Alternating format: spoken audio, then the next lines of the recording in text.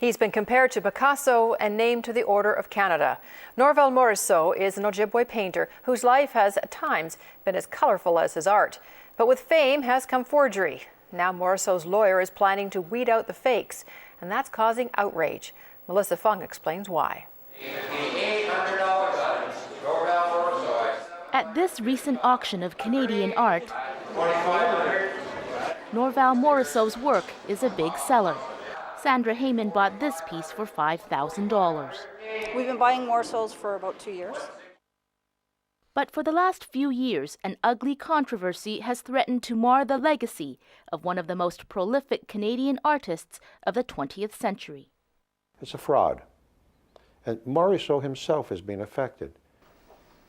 Norval Morrisseau's lawyer says there's growing concern that an increasing number of fake paintings are being sold in the artist's name. They're just not old works, they're new works that are being created by some group of people. And we want to get to the source of that.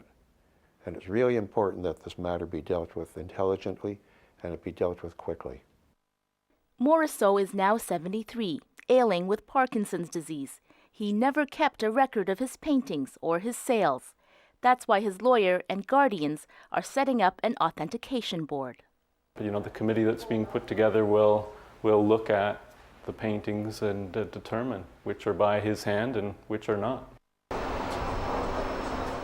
In the meantime, the artist has put out a notice saying only the works sold in this Toronto gallery are guaranteed to be real. We've represented the artist since 1989, and that's 16 years. We've had certainly the longest standing relationship with the artist since Jack Pollock, his former dealer. He's also, like Matisse, known to be a colorist, and so he breaks all the rules. And, Joe McLeod began buying art from Morrisseau over 40 years ago. He and several other gallery owners have filed a complaint to the Competition Bureau of Canada. In a very general sense, my sales are down. McLeod says the Art Dealers Association of Canada already has a mechanism in place to authenticate Canadian art.